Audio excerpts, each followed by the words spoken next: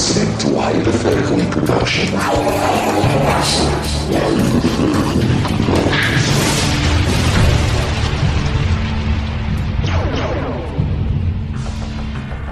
Spare Ribs is a podcast where wrestlers and comedians get together to talk about the similarities between wrestling and comedy.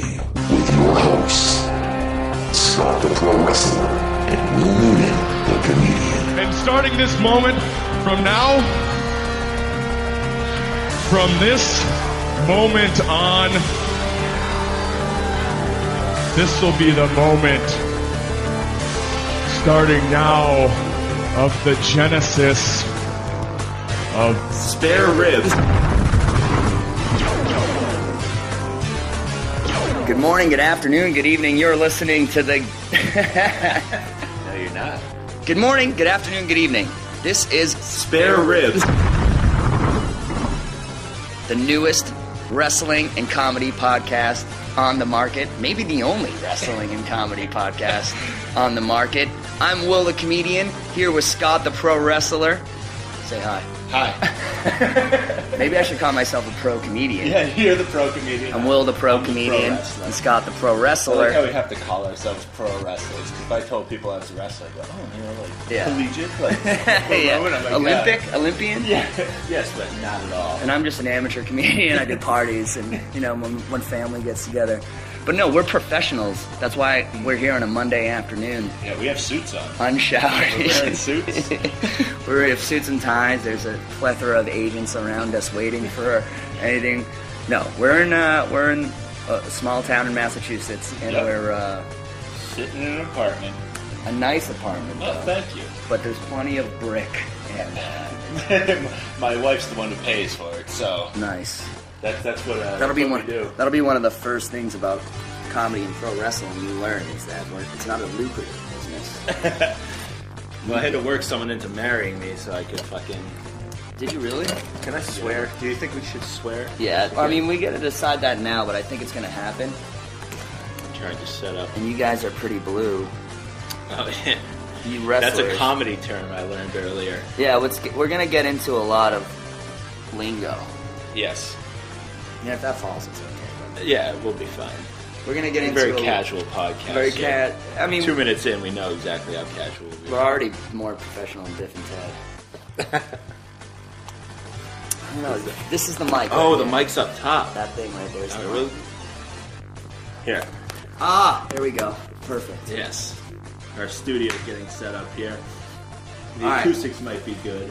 So the reason this podcast exists is because me and Scott the Pro Wrestler made friends a few months ago, and we've been talking about how similar the world of comedy and the world of wrestling is, and it's a non-stop similarity. I've had wrestlers on my podcast to talk about it, and it's like we never run out of things to talk about. And normal people fucking hate wrestling, so they don't want to listen to it on the Hypothetically podcast. That is very true. So I understand. And you know what's weird? It's not that it's like normal, and I've been surprised at who the fans are that come out. Like, there's a lot of women that love pro wrestling that I wouldn't have expected, like women fans that I already had, and I'm getting a lot of new like women Facebook and Twitter followers who are WWE fans. That's cool. So there's a lot of that. That's surprising because I go to a lot of shows, and I don't see a lot of women. I know. So maybe we can have, I don't know. Do you see that? Have you ever seen that woman who like trolls all the WWE guys with like, and she's like, "Fuck my face." What? Have you ever seen her? No. As soon as this is over, she's a porn star, and she... Is it Tegan Presley?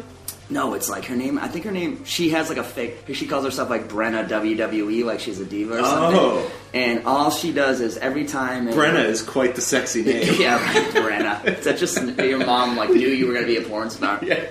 Brenna. But she anytime like John Cena will write something like, "What are you on, Team Fruity or Team Coco?" Like, it's coming out. She'll be like, "Fuck my face, come to my ear." Del Rio will put something. She just writes back like, "I want you to bend me over." Fandango, like it's always something so dirty.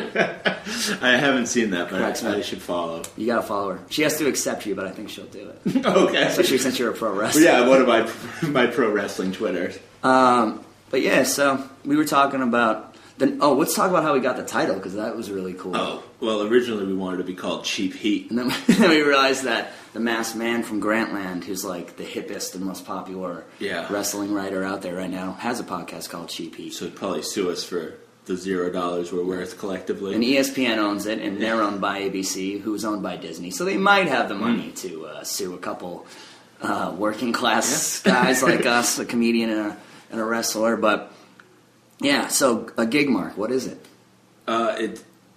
It's if a wrestler cuts his head, which doesn't happen anymore, but it's an old term, and he has a mark or a scar left over.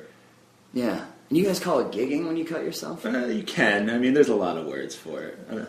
Yeah, like blading or something? Yeah, there's a lot of... I mean, it's just... Do you ever hear... I heard Sabu used to have... I go with Sabu sometimes. Sabu? Just to be classy about it. Yeah. Sabu. It's like Brad Maddox.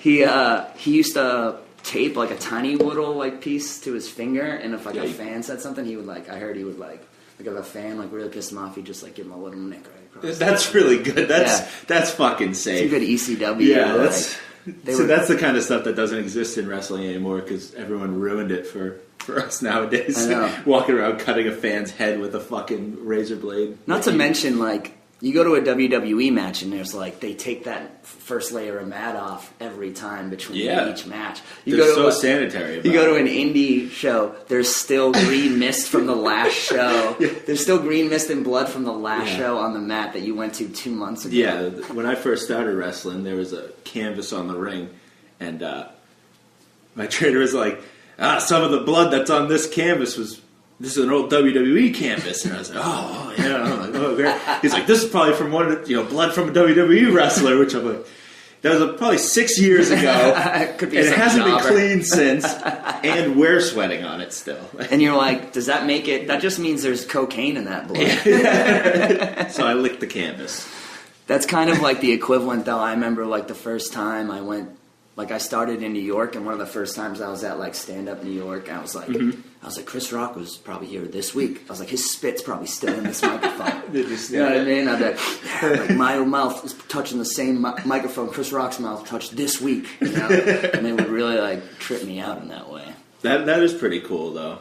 Yeah, it's the same kind of thing, I guess. Like, I don't know. Yeah, you brush with people who have some pretty big stardom. Like, in both, like. I wrestled on a show where someone paid to have Bret Hart kind of come and sit around. Oh, really? So, yeah, but it's not like I was wrestling on a WWE show with Bret Hart, but I did meet him once. You know, I guess it would be the same, like, you meet some famous people. No, it's true. I think it is one of those, that's the thing about the industry. It's like, it's on-the-job training when you get in, so it's kind of like when you're new. Like, I met Jim Gaffigan when I'd been doing comedy like a month. Really? Like, but I mean, I started in New York where that sort of thing happens because guys are just trying to get stage time everywhere. But like, yeah, it seems like the more wrestlers I meet, it's like the WWE is like this. It's on a pedestal. It's like Oz. Yeah. You know what I mean? Yeah, and it's like some guys have like been to Oz. I wrestled in Oz once. Did you? In Haverhill, yeah. Oh, yeah. My podcast now is like forever affected by that. People ask me where I got that done. People go like, where'd you get that done? Where'd you like go to get that done? I'm like, well, I walked into an indie wrestling show and there was a whole setup of Oz and there was took some a high school, or not even, it was a middle school play set that they'd probably been using for years. Yeah. And just set it up. That was and reused it. There was some good... that was a fun Some guys made some good work of that set. I remember Jaka did some funny stuff with it. And yeah, it was a lot of fun. I have to ask. Oh, yeah. How do you get into comedy? Because, like, wrestlers, we have to be trained. Yeah. Some wrestlers don't get trained. But that's, frowned upon. That's looked down upon because if you're just coming in, Can you work without training? Like, you can, but you're not good. And how are you going to get hired, though? Is it just as a friendly thing? Like if someone... yeah, it's usually a lot of like, hey, why don't you come to this show, this real shitbag show, and I'll get you like in a battle royal, or I'll put you in a match. I'll talk to the promoter, he's my buddy. And then you're usually on a show at that point with people who aren't wrestlers. Yeah. They say they are. They bill it as pro wrestling because you can bill anything as pro wrestling. Yeah. I mean, I'm sure I could go somewhere and book a comedy show with a bunch of my idiot friends and it not be a good comedy show. You know, it's the same thing. But isn't there like, I mean, you guys have more of like, there's things you just gotta know, right? I mean, like, what if you get in there and some guy calls something you don't know and you're just like... Yeah, well, I mean, if I'm in there, like, it's happened before where you go to a bad show or you get booked on a bad show and they throw you in there with someone who's not trained and 2 seconds in. Yeah. If you... Whatever, I don't want to get into like specifics, but if someone's not trained. I couldn't even imagine. Like, I had some person just like rifling on me with punches to the face, and I stopped that as fast as I could. Wow. Yeah, you punch them as hard as you can. Then it becomes like pretty much just two guys fighting. Yeah, well, people don't generally want to punch with me, so I gave him a good one, let him know that this isn't going to happen that way, and he stopped real quick. Nice. And you just put an end to the match. But yeah, I just don't know how you get into comedy. It's weird. It's different. My way was weird. Like I was trying to be an actor. I went to like growing up. I did high school plays. I was that kind of kid. You got beat up a lot, huh? I was lucky enough. I liked wrestling, so I got made fun of a lot. It's weird. I was lucky enough that I kind of managed to I did a couple like local commercials when I was a kid, so I had a little bit of like, he's like, he's really gonna do it.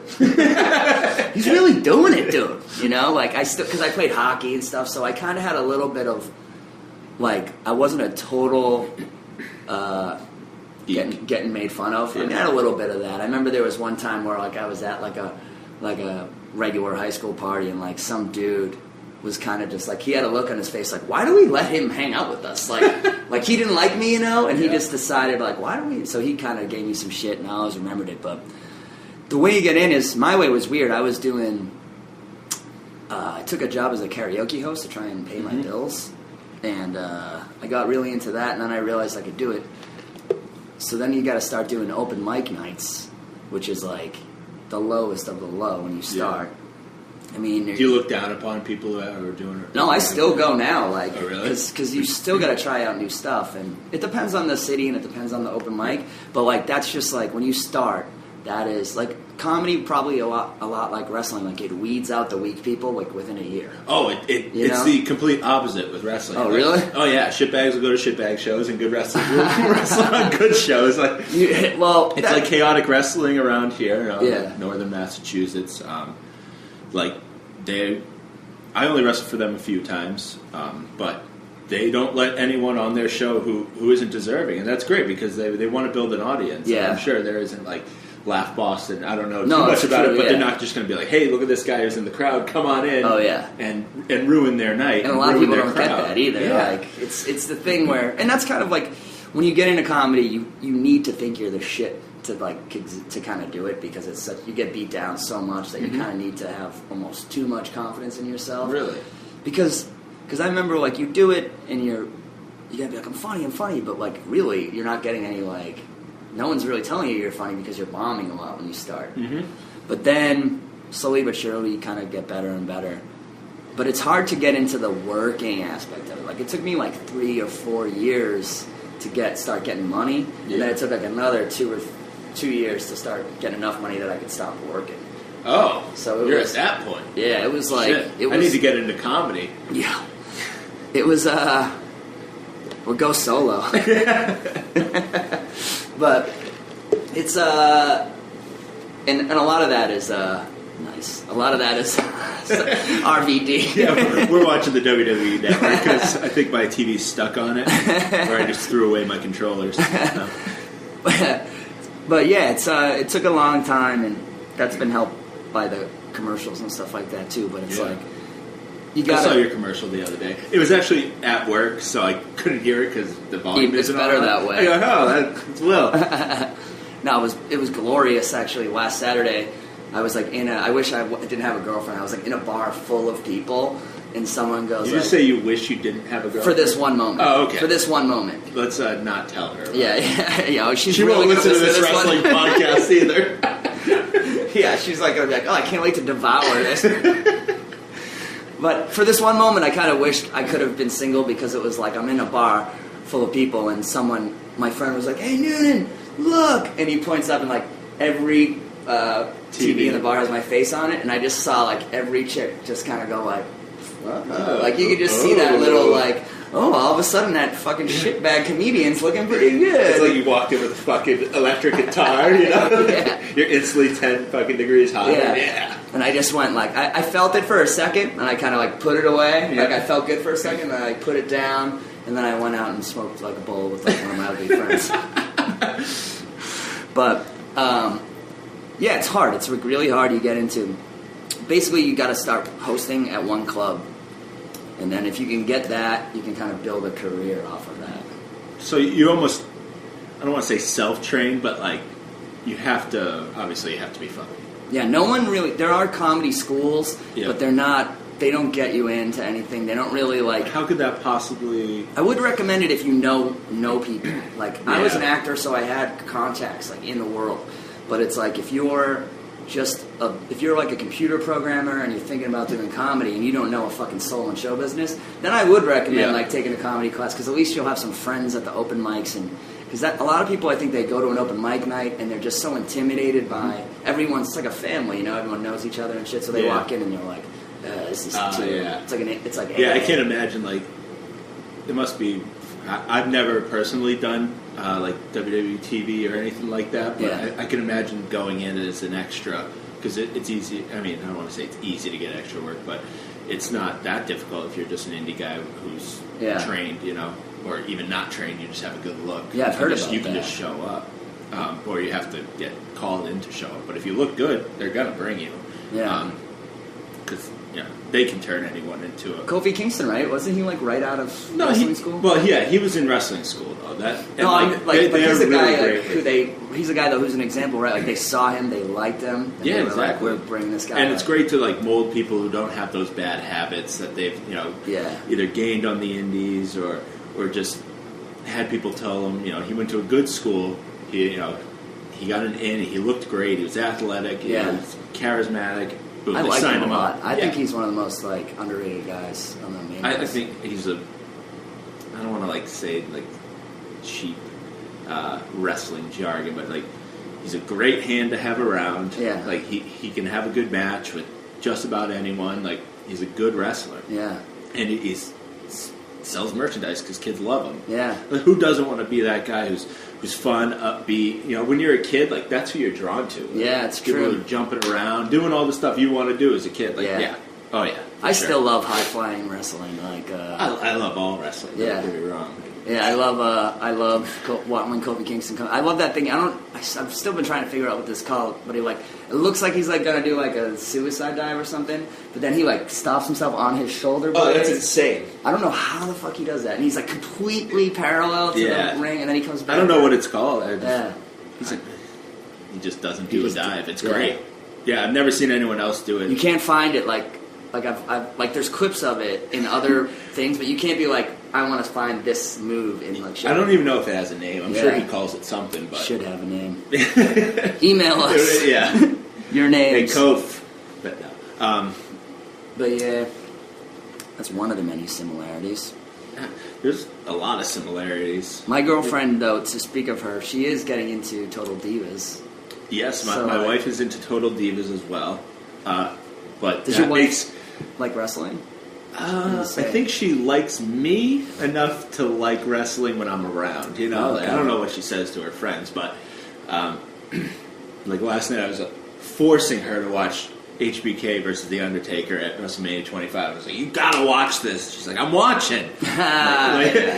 You know. I do that with my chick too. Like if it's something like she likes the storyline and stuff, but when it gets to like, you gotta see this one move, she's like, like sometimes I'm really good at like turning off wrestler mind to where like I can study wrestling, watch it all day, but if I want to watch something as a fan, I can do that. I don't know if you can do that as a comedian. I can.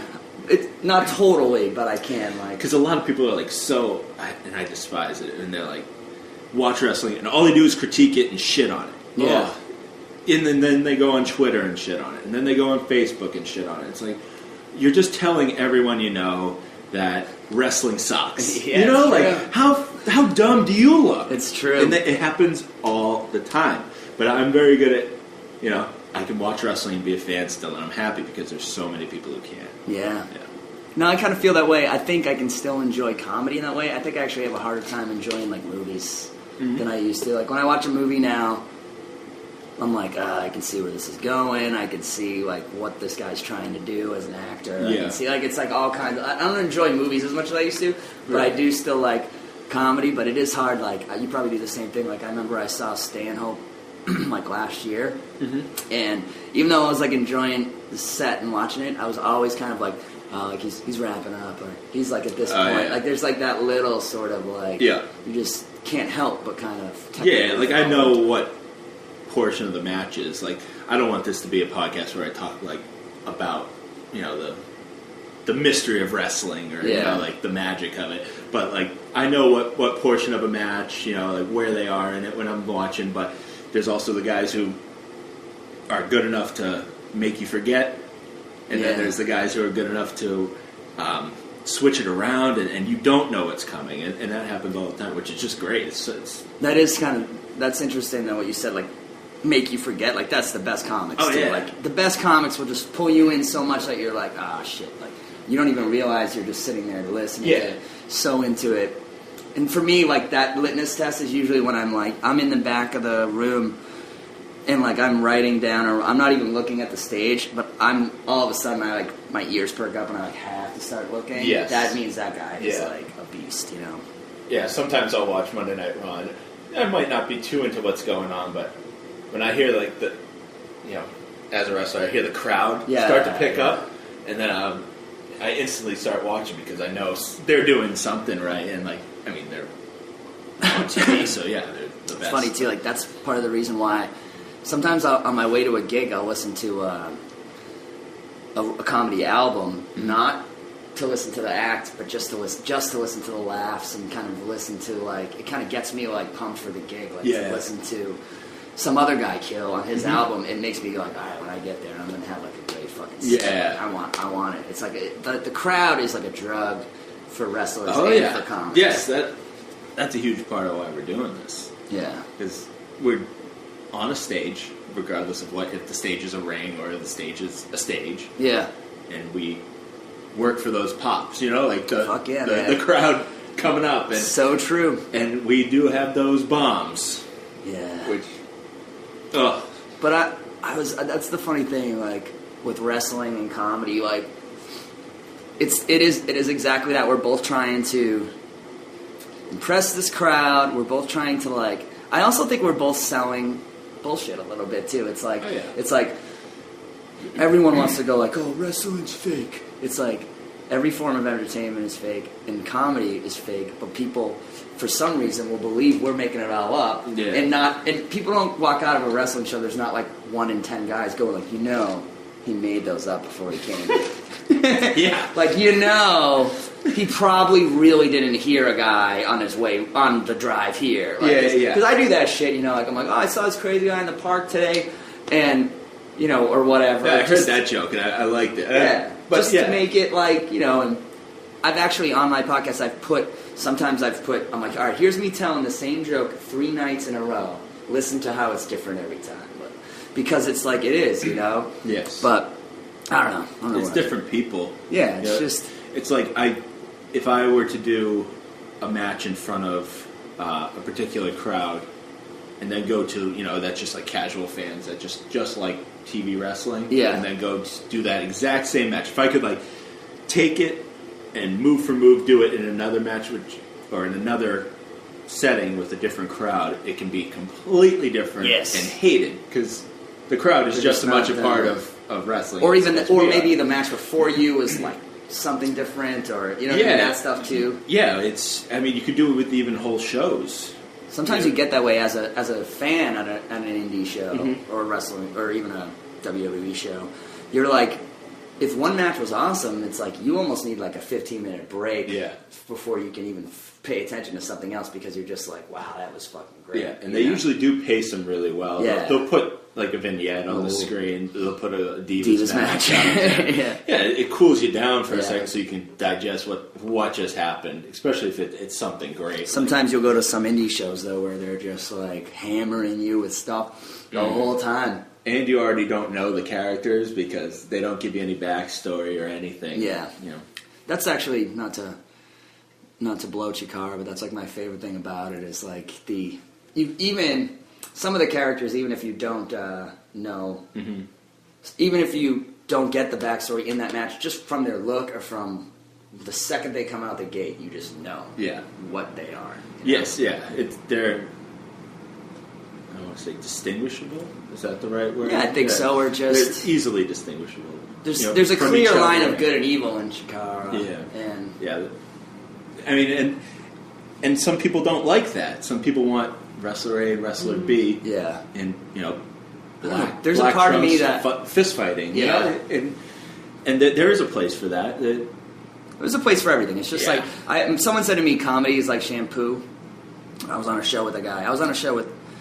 A lot of times it's me and a guy who's like 65 years old and like a woman with kids. Yeah. It's like you couldn't have 3 fucking people who are more different. Yeah. And we're all going in front of the same audience and like we're all supposed to have like, we're all supposed to get laughs. So like how the fuck's that going to happen? So sometimes it works, sometimes it doesn't. And I remember one guy, I opened for this guy and he was like, hey man, and I kind of had like not so good of a set or something. And he was just like, hey man, he's like, comedy's like shampoo. He's like, some people like, honey smelling nice shampoo. Some people want the Prel. Yeah. Some people have dandruff. They want their shampoo. Everybody goes, you ever go to someone's house and see the same shampoo bottle in there? He's like, everyone likes a different type of shampoo. Yeah, true. There's 1,000 types. Everyone likes a different type. He's like, comedy's the same way.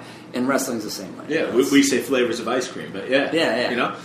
It's a little more manly, but not very. It's okay. I mean, there's more shampoo than there is flavors of ice cream, so maybe we should, But yeah, it's the same thing, and it's easy to be like, well, my opinions are the right ones, like because I'm prone to that sort of thinking until I take a step back and go like asshole. But I'm like no, I don't like super hardcore wrestling, But if a match is good and the guys are working really well, you have and you're a wrestling fan. It's not like you're a non-wrestling fan just sitting there watching it. It'll draw you in, and you'll find something to enjoy. Exactly. And I'm one of those. I'll sort of turn my nose up sometimes at like a dude getting thrown through like 40 light tubes into barbed wire. Yeah. And then when I'm at an actual event and something all of a sudden, a dude pulls out like when Masada pulled out those a few shows ago. Masada stabbed Steen in the head.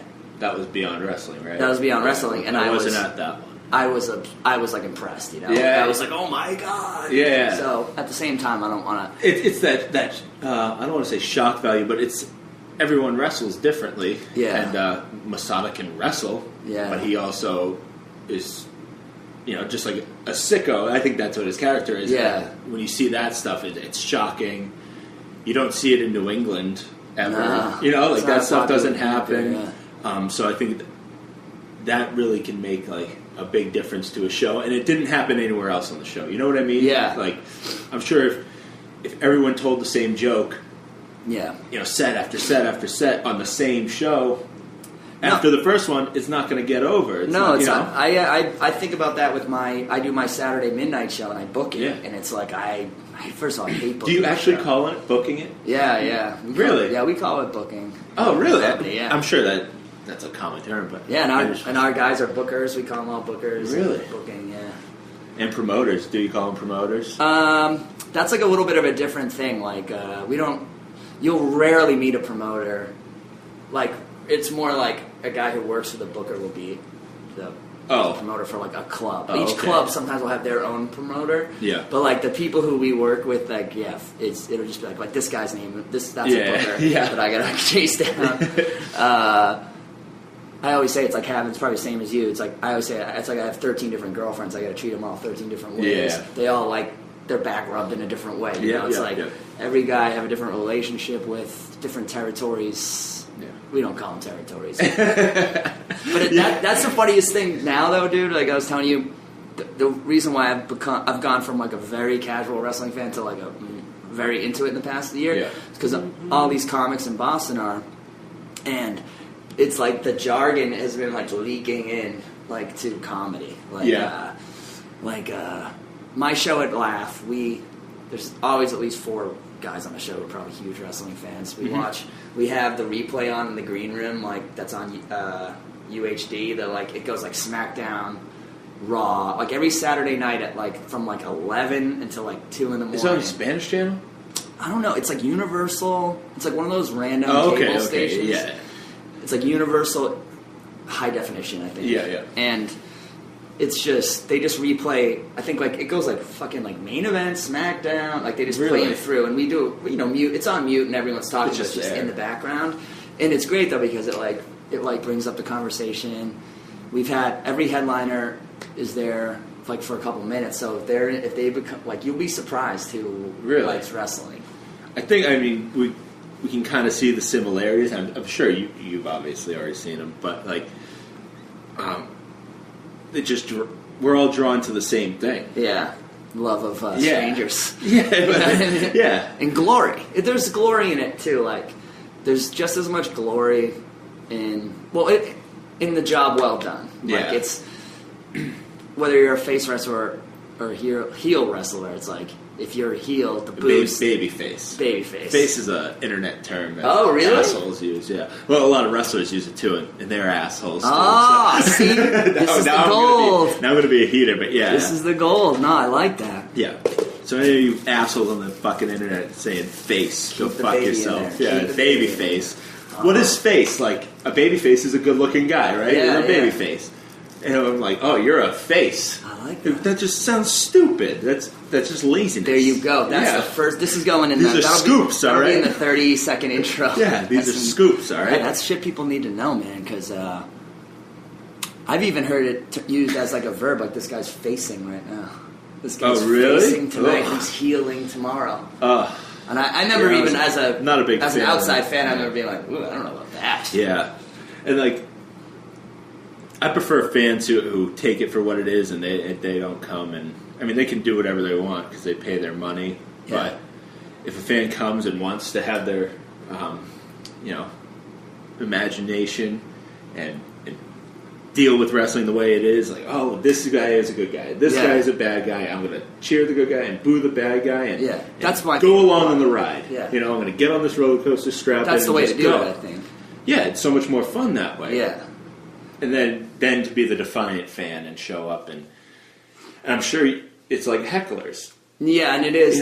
They show up to get themselves over from the crowd and it happens. You can We're see used to it. And it's the same. I can see that guy in the parking lot before the show, and you can probably see, you can spot that guy. Yeah. Oh, that's the guy who's gonna try and make it about him. Is he just being loud? Yeah, and just kind of they have a look, it's the same guy who could get you Coke or something if you needed it. You know what I mean? They just have a sleazy look about them. But that's I just picture a leather jacket with the collar pops. Yeah, and kind of like my face. But there is that's kind of the thing I was saying before. I like it when it's clearly defined. All right, I like to cheer the baby face. Yeah. Boo the heel. The baby face. Yes. Cheer the baby face, boo the heel. I love to do that, and it's fun. And I like to even there was a time where it it got real for a second. I was fucking, who was it? Was either, I think it was Biff or Ciampa. But I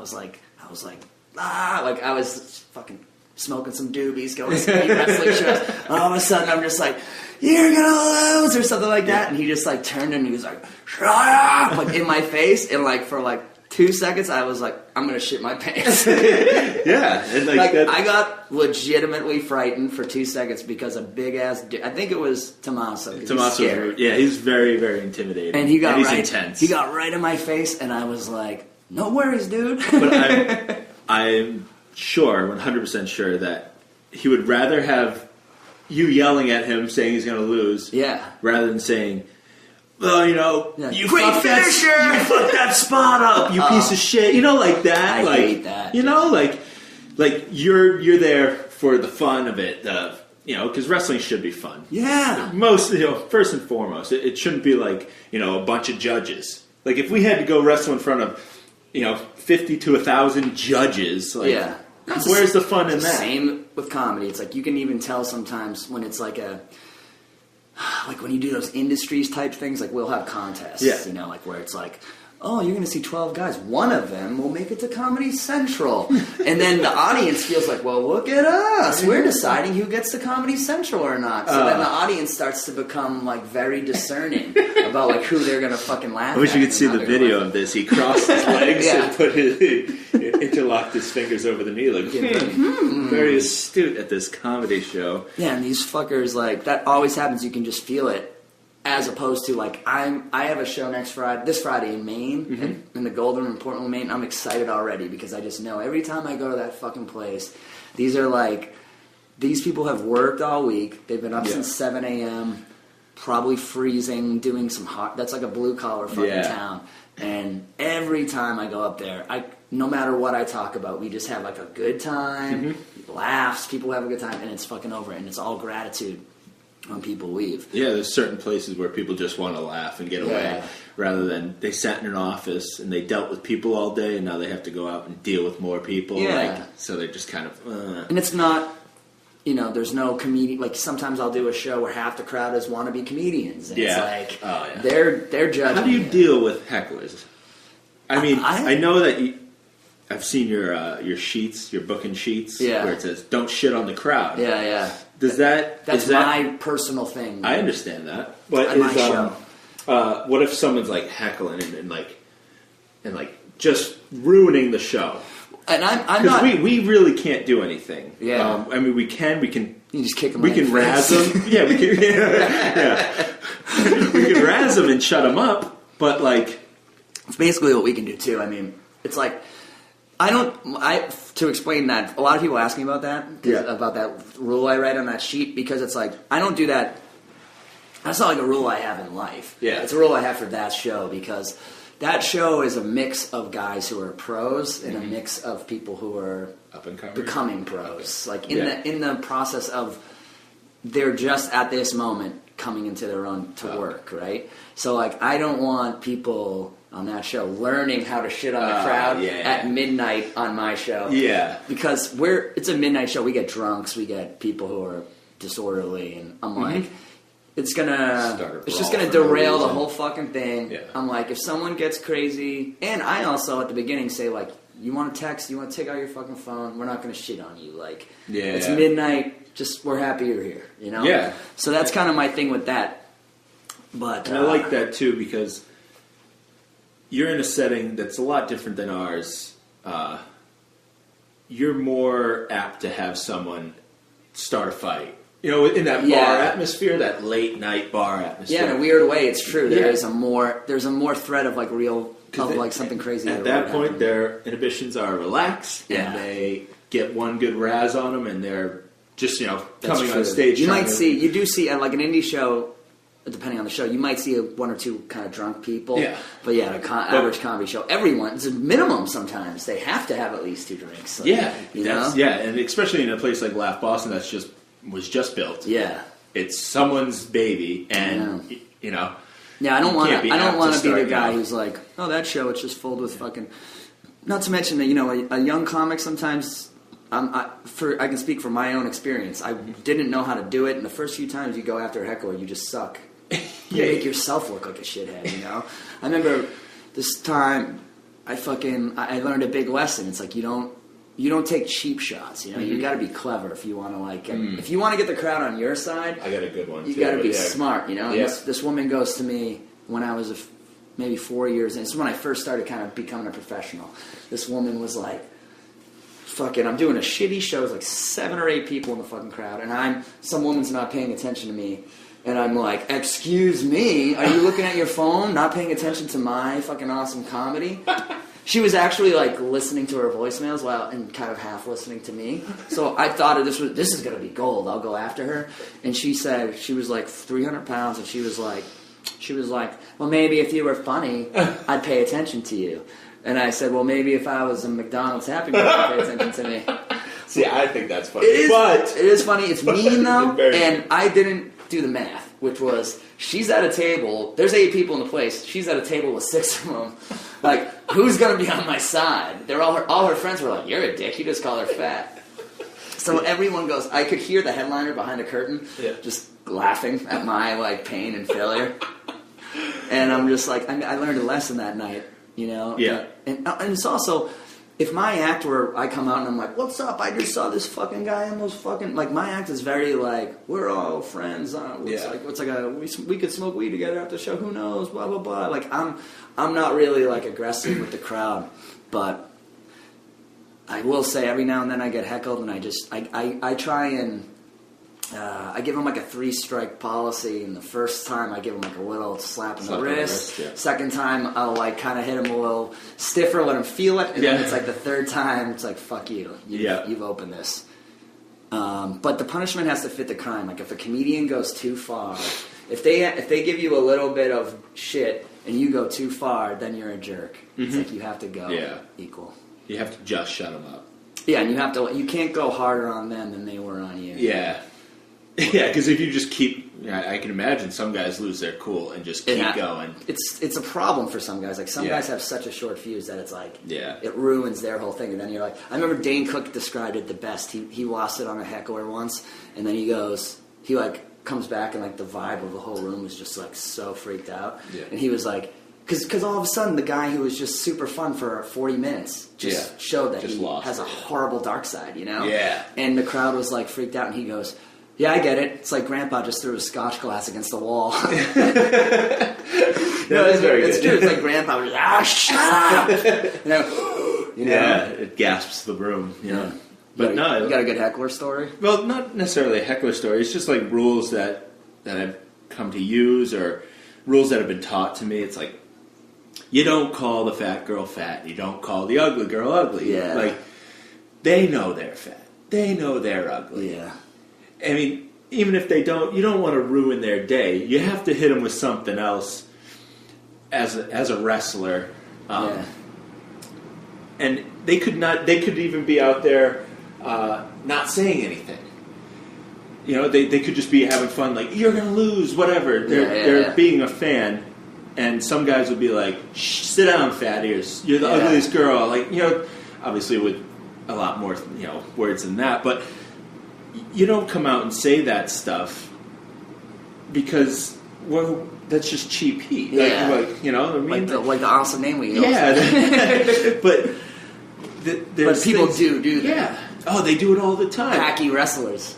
I've seen, they're hacks. Yeah, exactly. Yeah. They're just getting the wrong type of heat. If you can come out, and I don't say much, and sometimes I just look intimidating or stare at people or things like that. One time you called these shoes stupid. Yeah. And I remember being like, whoa. If people are wearing my t-shirt, I'll say, that shirt looks stupid. Yeah.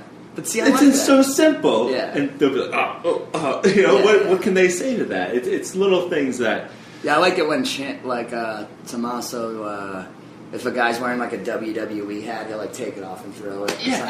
Something subtle like that. So simple like that. And you're not hurting anyone. You're not hurting anyone's feelings. One of my favorite things is, and people don't get this who aren't into it, is like when a guy takes a fan sign and rips it up, especially if it's like a kid. Oh yeah, it's so easy because if they really got mad at it, you give them $1 because that's how much it costs. But some fans just love it when it happens to them because they become part of the show. Oh yeah, and the smart kid fan is one of the funniest things. Like, you know what I mean? Like the kid who's like, I remember, on the National Pro Wrestling Day stream we were watching. Yeah. What's his name? The former champion, Kingston.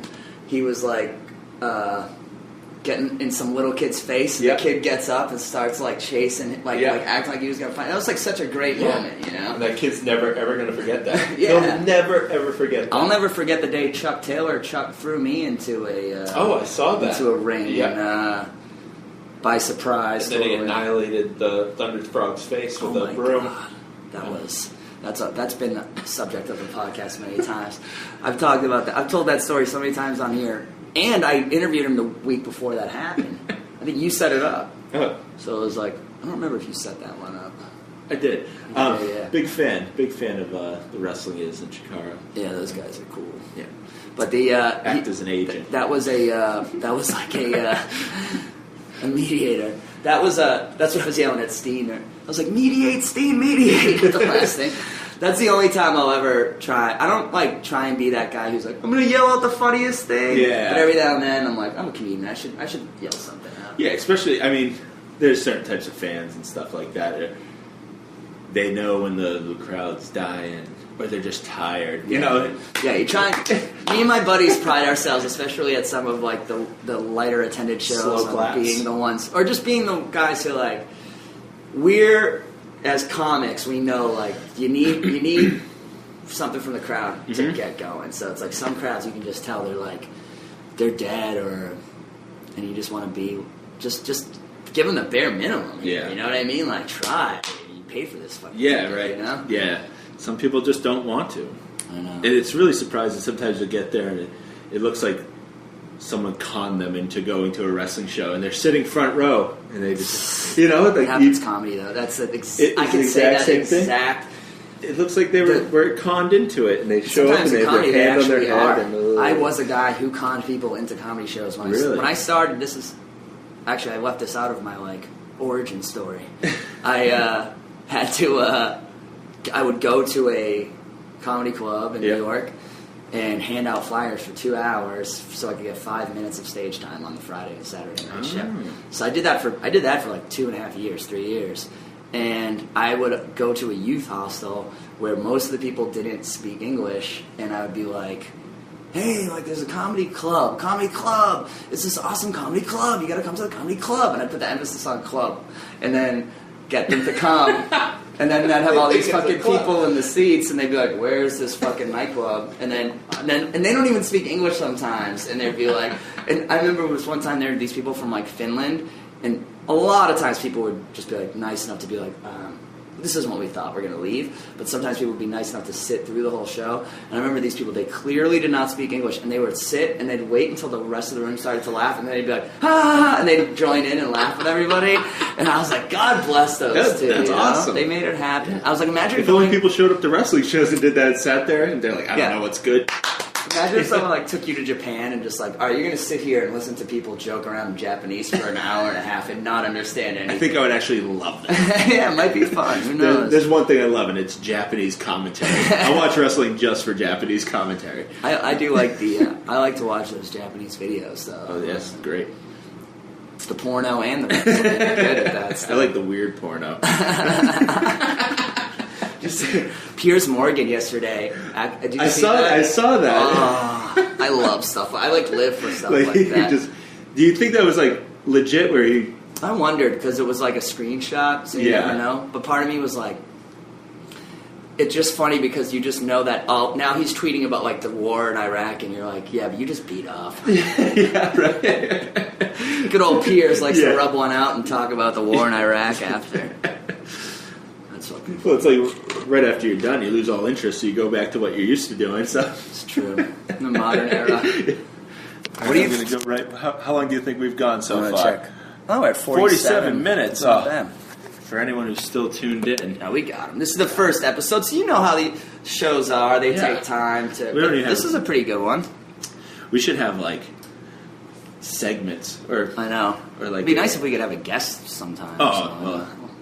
I know a few people, so maybe we'll have a guest. I know one. I know I can get Promise Thomas. He's like, he's been on the podcast sweetheart. many times. Antonio Thomas, trying to work out I want to do a thing like Thomas's Deep Thoughts. Well, you could just interview me, and I'll do my impersonation of him. Let's do it right now. He actually really likes my impersonation of him. Give us a little promise. Well, you have to ask me a question. What do you have? What are you having for dinner tonight, Promise? Well, Will. Tonight I'm going to have some chicken that I do in the oven, and I do it at a really slow temperature because Dizzle taught me the recipe, and I'll have some broccoli and maybe some quinoa, and That's pretty good. I put mustard all over it, and then I won't have anything else until tomorrow at noon. That's it. It's pretty good.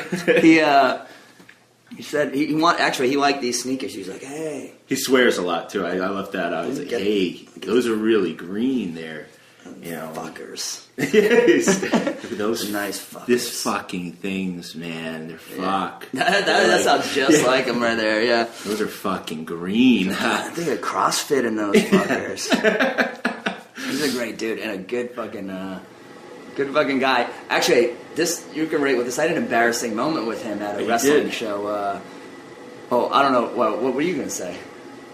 No, I just said you did. Oh, I thought you knew what I was going to say. Like, yeah, we were talking about that. No, he goes, Promise goes, it was like a show was over. Yeah.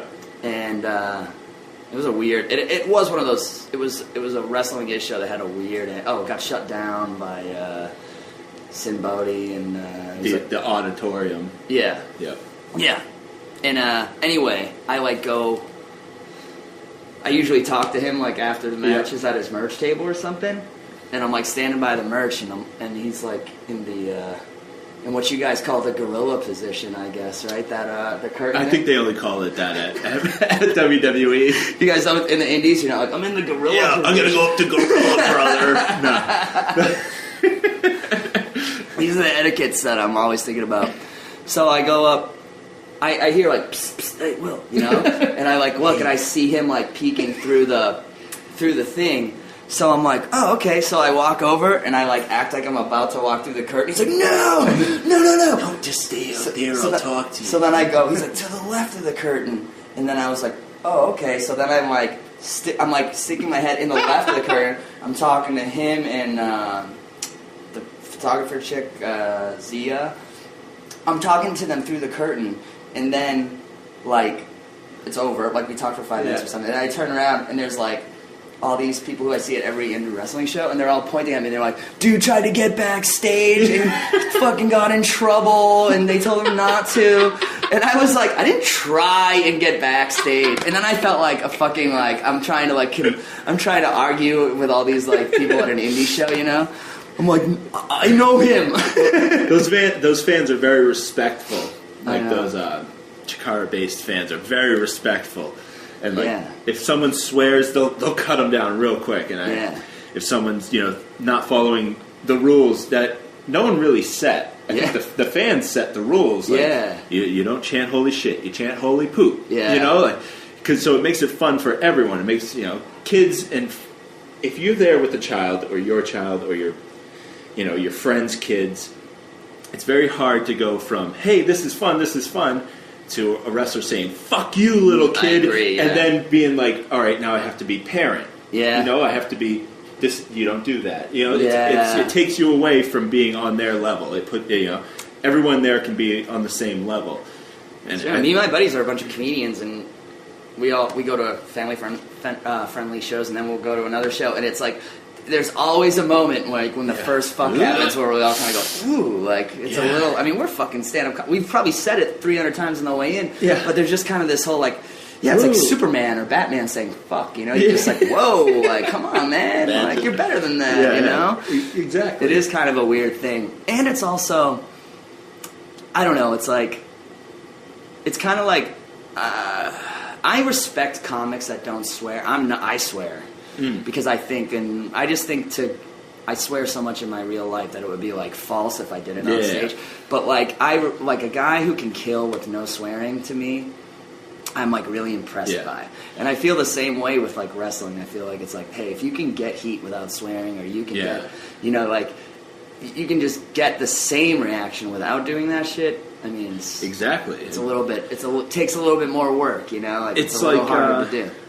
Do you think you would like set a goal to like come up with a set that has no swearing and be like, oh, I did that, because for me it's like my whole goal is I'm like, all right, never like make it so the swear needs like never make it so you need to swear. Like because not just for like philosophical reasons. It's like because you got to go on TV, you got to do. Sometimes you'll go to a college and just 5 minutes before the fucking show's about to start, they're like, oh, by the way, don't swear. And you're like, what? You know what I mean? Or, by the way, don't fucking talk about this, that, or this. And you're like, what? Yeah. Sometimes you do corporate things. It's like all kinds of weird things. So you shouldn't have, you shouldn't need to. But, so I always try and write stuff that doesn't need swears. And I think actually the more and more I do comedy, the less dirty my material gets.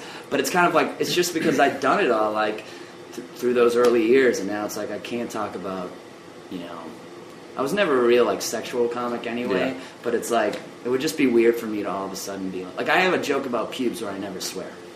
You know, or say dick or balls or anything, you know? Cheap laughs. Yeah, I don't know. Is that like a thing, like a cheap laugh? Like, yeah, people will say that's cheap or hacky. Oh, okay. Yeah. So hack is usually like hack is like kind of what we would call like cheap. Or you're not going to get heat from like the community, like the comedy community, for going on and letting out all the terms. Oh, no way. But you know See, what? I'm a wicked heater in wrestling, so people can, if they're like, oh, you're doing that comedy thing, and no one's going to know who the fuck I am anyways.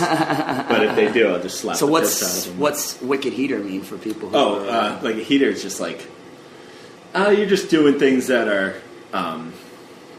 not in the general consensus, like allowed. Like I'll go out there, or especially when I was wrestling around New England a lot, I'll tell people to the face that they fucking suck.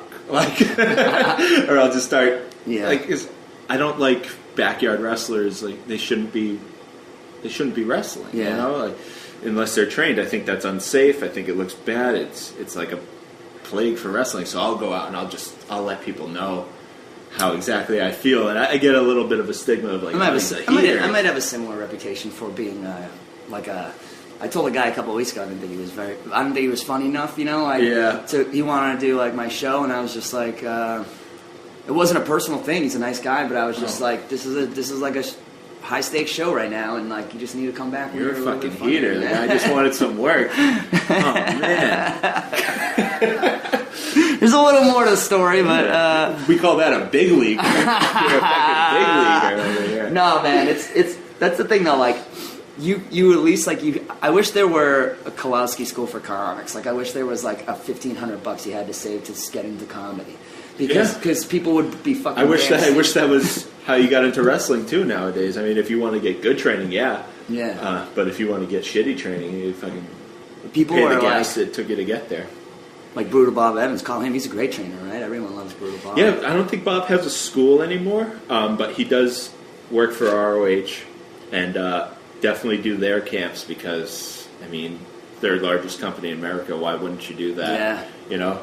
Do you think they'll ever be purchased by the WWE? Like I don't think like purchased. ECW No. was and stuff? I mean, if it comes to the point where they're up for sale, I don't see why they wouldn't just buy their library, but you can't see the future. Like either. anything's for sale. Yeah. Like with like. But I think I always wondered, with the more talent that comes from there and goes to WWE, it's going to be a lot more enticing, especially with this network. Yeah. If that ever does go up for sale, for them I to could just just always snatch it see. up. And, I could always see, like, just hypothetically, I could see like Vince McMahon. yeah, that's the other podcast. Right? Jeez. I could see Vince McMahon being like, "Oh, you know, these kids, everyone likes them, like, and they got a good library. Like, I'll buy it, and you know, keep it going if it's up for sale, you know, Yeah. like if Sinclair decides to get rid of it, I'm sure someone will buy it because that library is worth so much. Yeah, they've had some of the best matches. They've had so much talent. Yeah, they're great. If there's anyone else who's looking for, you know, wrestling schools around here, I think New England Pro Wrestling Academy is a great place to go. Nice. Brian Fury is the trainer there. He's got great rates. He's got the best school that I've ever, you know, been in. It's 2 rings. It's clean. It's an actual facility. It's not just like Where is that? store. It's in North Andover. It's 10 minutes away. Oh, really? From here. Yeah, that's cool. It's great. But yeah, that's people don't realize how much goes into a wrestling ring. I don't think. You had to see it one get built right in front of you at Beyond. Exactly, but by the way, you don't even know the whole story of that day. My girlfriend and me were going to do Valentine's Day that night. That's a bad idea for you to go to that show then. Well, we were like, you know, I had that thing kind of in my book, like my schedule. Yeah. And I'm like, I'll put an indie match like I really want to go to like in my fucking schedule. I won't even book comedy. I'm like, work, nothing. I'm going to that. So I was like, I want to go to that show, and then. You know, we were both busy during the week for Valentine's Day, and she's like, "Let's do Valentine's Day that night." I'm like, "All right, I'll be back from." I usually get back from Providence around 8 or 9, so like on Beyond shows. So you like cook dinner. So the show starts at around 8 or 9. Yeah. So we get there, and Denver, Colorado comes out and he's like, just want to let you guys know the ring is broken. And, and that was like, you couldn't see that coming. No way. It was a freak accident. They didn't have their normal ring that they were using, at every other show, and they rented this one. And I mean, that sucks because he's building up steam, and I don't work there, but like that place is going to be so popular. It's already so popular. Their YouTube channel's huge, People, and then like a little setback like that could have really hurt them, but they had a great show. So you know what though? It was funny. I heard the staff talking. Like they're always like you can always learn so much from talking to like people like staff. Whatever industry you're in, like the hair and makeup or the clerks or the janitors, like these are the people who like are actually knowing a lot more than you think they know, and like you should fucking grill them for information. And these people were like talking about, they were like, wow, because they do all these rock shows and they were saying, have you ever seen a crowd of people be delayed for 2 hours and no one's pissed and like no one's fucking like bitching and they're all well behaved? And it was like, and it's like, yeah, look, dirtbag wrestling fans, who would have thought, like, the best man, everyone was like, whatever, I get it, rings break. Yeah, exactly. Yeah, I think that's awesome. Like, he got really lucky, and he's built his fan base. That was a long day, though, man. I know. By the end of that, I was ready to fucking like just pass out.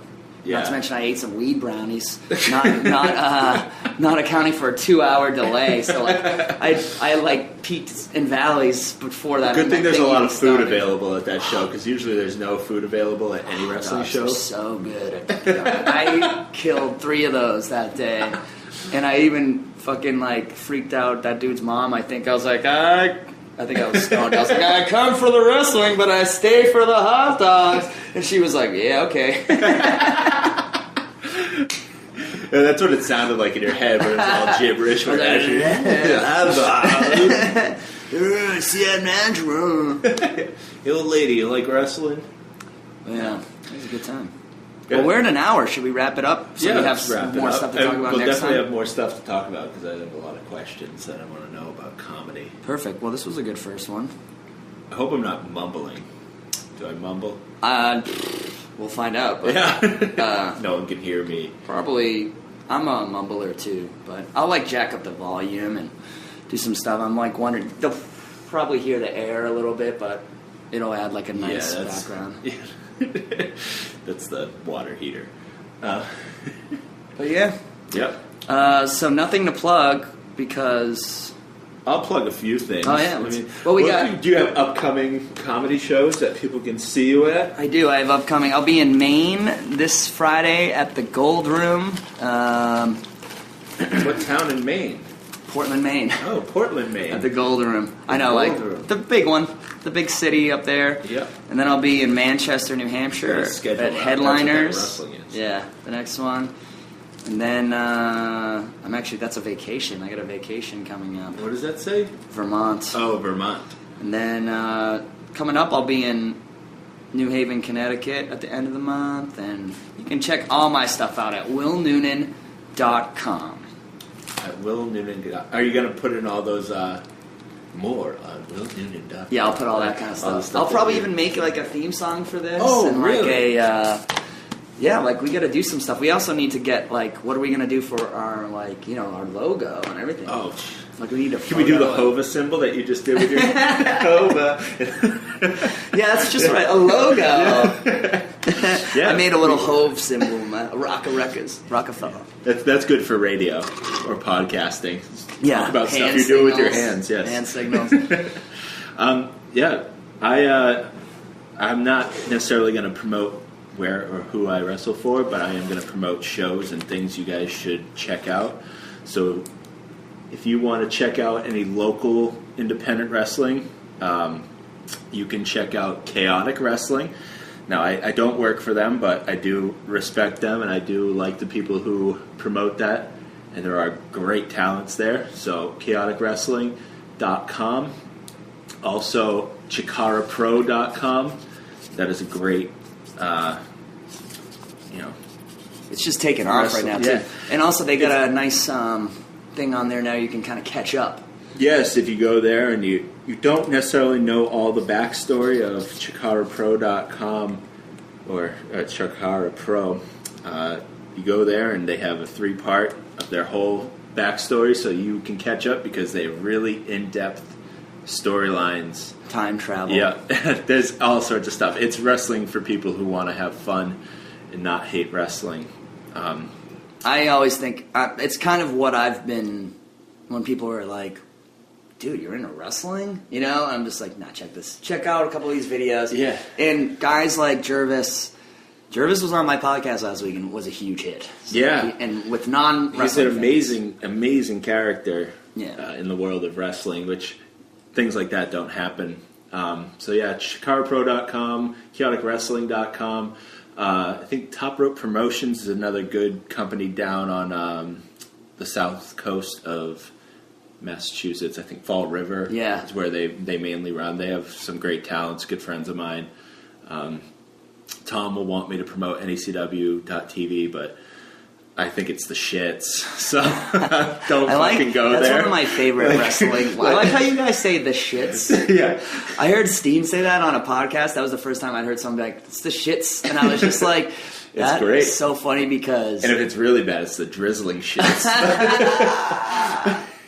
Because I fucking like, so much in my life I refer to as the shit.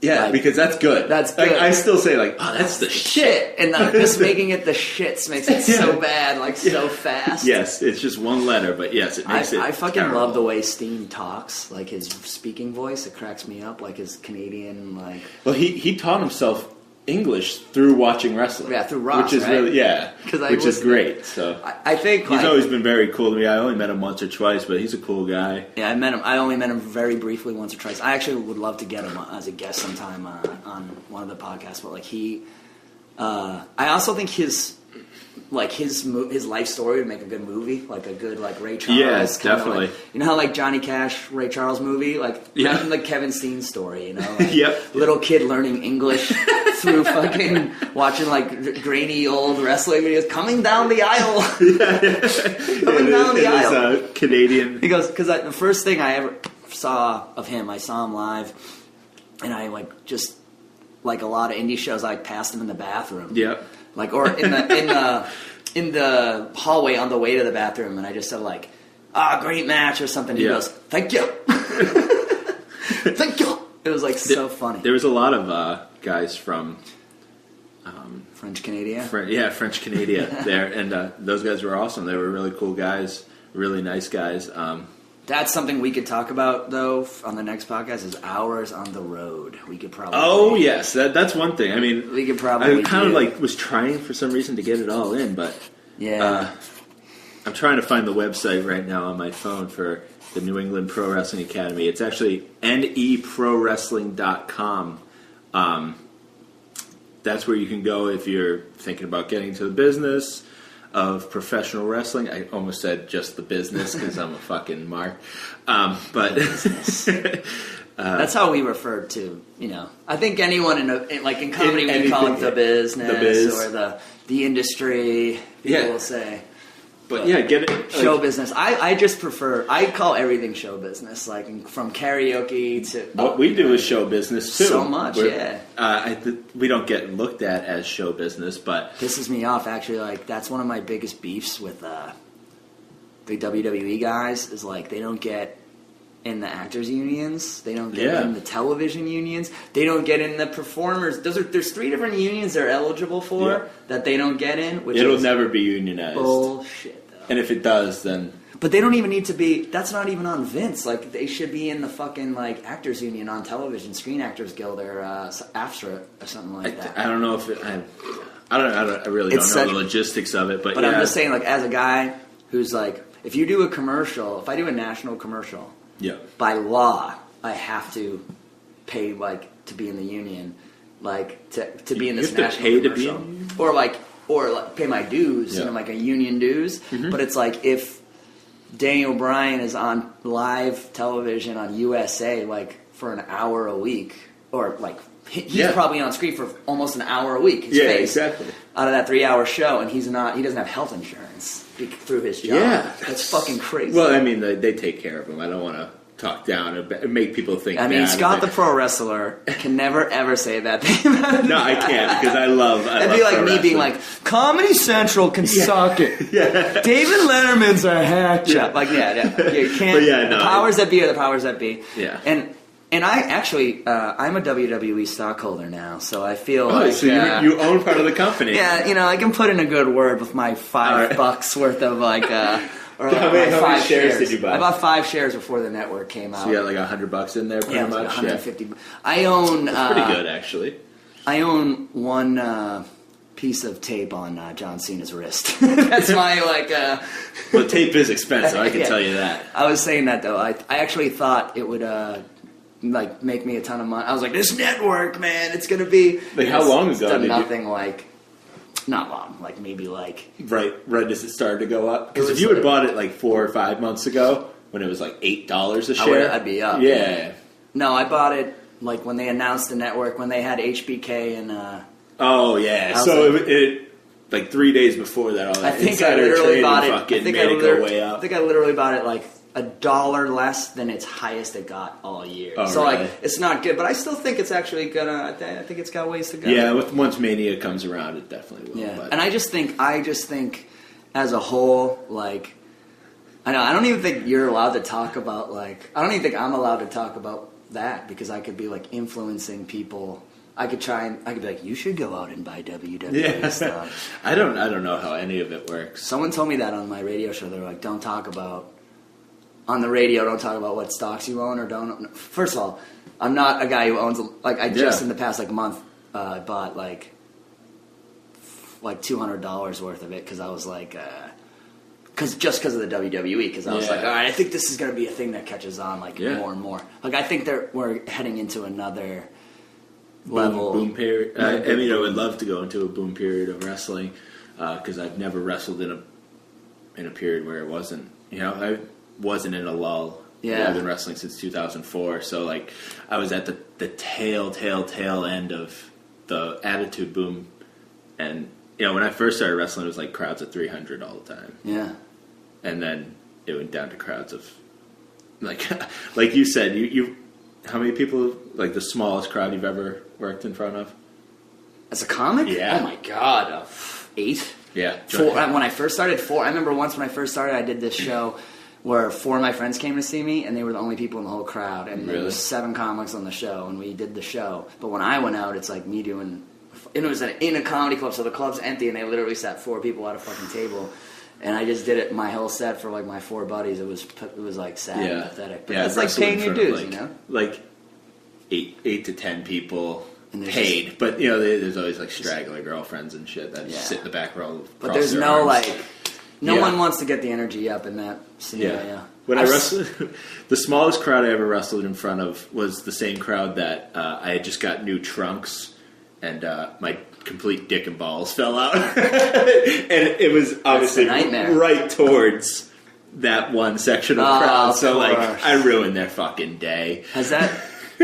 Is that a thing that happens often? I always wonder. No, mine happened. I've always been afraid of that. Like I was saying before we started recording, I was like, that's one of the things when you get into wrestling as a guy, you kind of like have to get over a little bit. You're going to see some some man flesh. You're going to see people I don't...